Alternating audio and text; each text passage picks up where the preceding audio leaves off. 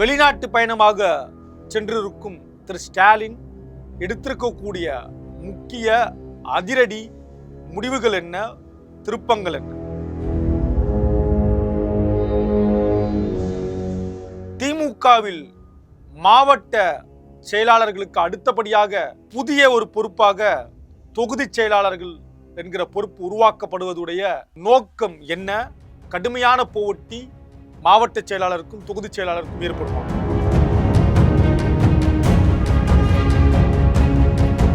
இன்றைய முதலமைச்சர் திரு ஜோசப் விஜய்க்கு எதிரான போராட்ட களத்தை கட்டமைக்க ஸ்டாலின் தீவிரமான முடிவுகளோடு தமிழ்நாடு திரும்புகிறாரா? பார்க்கலாம் இந்த காணொளி.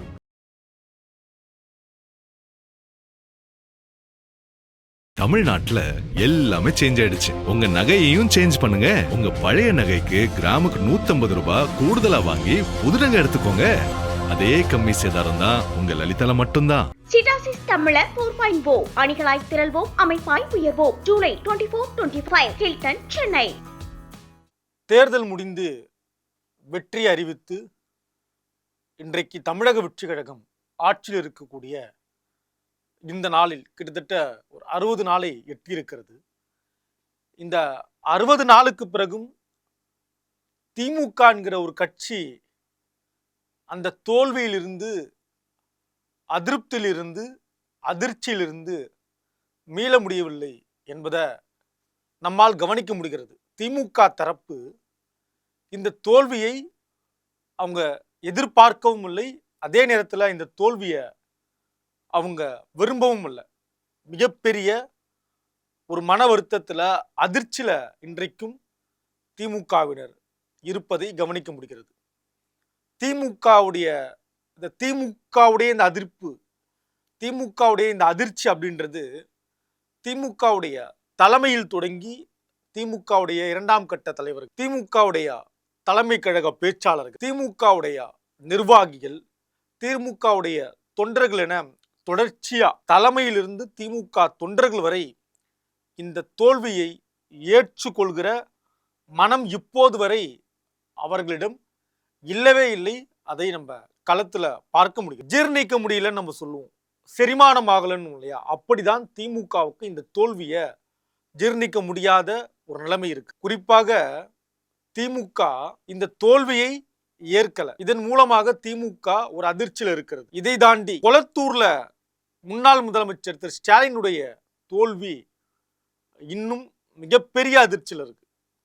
ஸ்டாலினுடைய தோல்வியை திமுக காரர்கள் மட்டுமல்ல, எதிர்த்தரப்புல இருக்கக்கூடியவர்களும், திமுகவுக்கு எதிராக அரசியல் செய்யக்கூடியவர்கள் கூட ஸ்டாலினுடைய இந்த தோல்வியை ஏற்கவில்லை, வருத்தம் தெரிவிக்கிறார்கள். இந்த ஏற்கவில்லை அப்படின்றத அவங்களால இந்த ஒரு செய்தியை இப்பவும் நம்ப முடியல. ஸ்டாலின் தோற்கடிக்கப்பட்டிருக்கிறார், கொளத்தூர் தொகுதியில தோற்கடிக்கப்பட்டிருக்கிறார் அப்படின்ற இந்த தோல்வியை திமுகவை தாண்டி மற்ற அரசியல் கட்சிகளும் அதை இன்றைக்கும் அதிர்ச்சியாக பார்க்கிறார். மூன்றாவது, திமுக பலமாக பார்க்கப்பட்ட சென்னை கோட்டை, சென்னை திமுகவின் கோட்டை என்று பிரச்சாரம் செய்பவர்கள் திமுக காரர்கள். சென்னை என்பது திமுகவுக்கு சாதகமான மண், சாதகமான இடம்.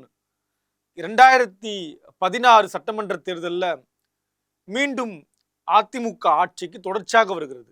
2011 பிறகு 2016 மீண்டும் அம்மையார் ஜெயலலிதா ஆட்சிக்கு வருகிறார். அப்பொழுது கூட இந்த சென்னையை திமுக பெருமளவில் கைப்பற்றுகிறார்கள். அந்த வகையில இன்றைக்கு சென்னையிலும் திமுக படுதோல்வி சந்தித்திருக்கிறது.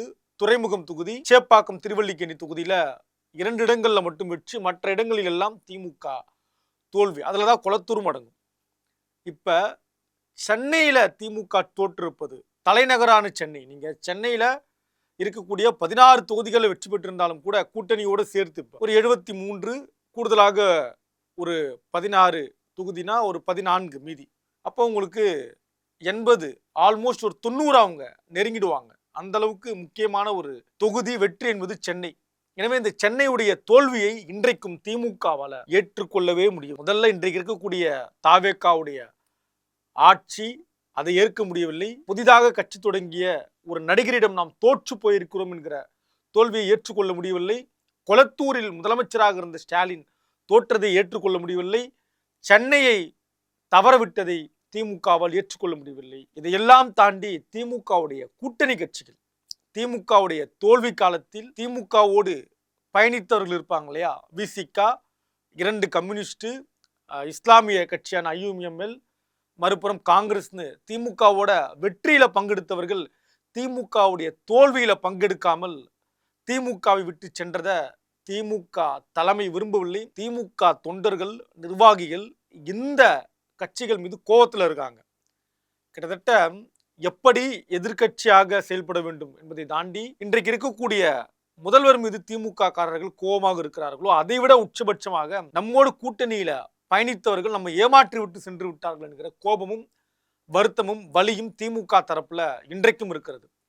இப்படி பல பாடங்களை திமுக கற்றுக்கொண்டிருக்கிற அதே வேளையில இன்றைக்கு வெளிநாட்டு பயணம் சென்று இருக்கிறார் திரு ஸ்டாலின் அவர்கள். அந்த வெளிநாட்டு பயணம் வெறும் வெளிநாட்டு பயணமாக மட்டுமே பார்க்கப்படாமல் அங்கு பல முக்கிய அரசியல் முடிவுகள் எடுக்கப்பட்டிருக்கலாம், பல முக்கிய அரசியல் விமர்சனம் செய்யப்பட்டிருக்கலாம். ஆட்சியை பற்றி திமுகவுடைய தலைவர் இங்கு வந்த பிறகு, சென்னை வந்த பிறகு எப்படியான போராட்ட களங்களை கட்டமைப்பது, இந்த ஆட்சியில் இருக்கக்கூடிய குறைகளை எப்படி சுட்டி காட்டுவது, இந்த ஆட்சிக்கு எப்படி நெருக்கடி தருவது, கட்சியை எப்படி பலப்படுத்துவது அப்படின்ற பல முடிவுகளை எடுப்பதாகவும் வெகு விரைவில் மாவட்ட செயலாளர்கள் திமுகவில் அறிவிக்கப்பட போகிறார்கள். பல புதிய மாவட்ட செயலாளர்கள் வர இருக்கிறார்கள். அதை தாண்டி தொகுதிக்கு ஒரு செயலாளர்கள், இந்த தொகுதி செயலாளர் அப்படின்ற ஒரு புதிய பொறுப்பையும் உருவாக்க இருப்பதாகவும் தகவல் வந்து கொண்டிருக்கிறது. மாவட்ட செயலாளர்களுடைய அதிகாரத்தை பறிக்கிற விதமாக இந்த தொகுதி செயலாளர்களுடைய பொறுப்பு இருக்குமா அப்படி என்கிற கேள்வியும் எழுப்பியிருக்கிறது. திமுகவுடைய பலம் என்பது மாவட்ட செயலாளருடைய பொறுப்பு தான். திமுகவில் உச்சபட்சமாக அவர்கள் நினைப்பது மாவட்ட செயலாளர். இதற்கு அடுத்தபடியாக இந்த தொகுதி செயலாளர் என்கிற இந்த புதிய பொறுப்பு எப்படி இருக்க போகிறது, குறிப்பாக இந்த தொகுதி செயலாளர்கள் அதிக அளவுல இளைஞர்கள் இடம்பெற போகிறார்கள் அப்படின்ற கருத்தும் பேசப்பட தொடங்கி இருக்கிறது. இது உள்ளபடியே திமுக கூடுதல் பலத்தை கொடுக்குமா, அல்லது தொகுதி செயலாளர்கள் மாவட்ட செயலாளர்கள் என்கிற போட்டி சச்சரவை ஏற்படுத்துமா, இப்படின்னு பல கேள்விகள் இன்றைக்கு திமுக முன்னால் நிற்கிறது. திமுக இனி என்ன செய்ய போகிறது, திமுகவுடைய தலைமையின் அடுத்த திட்டம் என்ன, இளைஞர்களுக்கு கொடுக்கக்கூடிய வாய்ப்பு என்னவாக இருக்க போகிறது, இதற்கு முன்னால் இருந்த மாவட்ட செயலாளர்கள் இப்பொழுது முரண்டு பிடிக்க போகிறார்களா, திமுகவுடைய மாவட்ட செயலாளர்கள் இயல்பாகவே ஒரு பண்ணையார் மனம் படைத்தவர்களாக இருப்பார்கள்.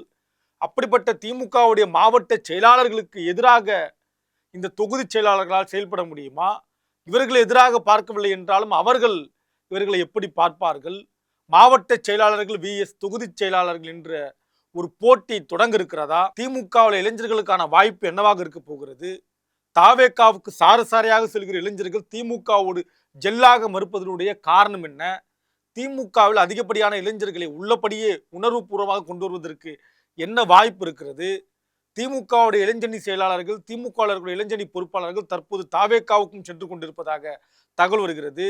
இருப்பவர்களை எப்படி காப்பாற்றப் போகிறார்கள், புதிய இளைஞர்களை எப்படி கொண்டு வந்து சேர்க்க போகிறார்கள் அப்படின்னு பல சவால் இருக்கிறது. எப்படி சமாளிக்க போகிறது திமுக என்பதை பொறுத்திருந்து பார்க்கலாம். நன்றி, வணக்கம். கிங் செய்திகளை வழங்குவோர் அதிக மசாலா, அதிக சுவை ஆச்சி மசாலா. உங்களுடைய பழைய நகைகளை எக்ஸ்சேஞ்சில் மாற்றி புதிய நகைகளுக்கு கூடுதல் உழைப்பெற லலிதா ஜுவல்லரி. இணைந்திருங்கள் கிங் 360. தமிழ்நாட்டுல எல்லாமே சேஞ்ச் ஆயிடுச்சு. உங்க நகையையும் சேஞ்ச் பண்ணுங்க. உங்க பழைய நகைக்கு கிராமுக்கு 150 ரூபாய் கூடுதலா வாங்கி புது நகை எடுத்துக்கோங்க. அதே கம்மி சேதாரம் தான் உங்க லலிதால மட்டும்தான். சிட்டாசிஸ் தமிழர் 4.0 அணிகளாய் திரள்வோம், அமைப்பாய் உயர்வோம். ஜூலை 24-25 ஹில்டன், சென்னை.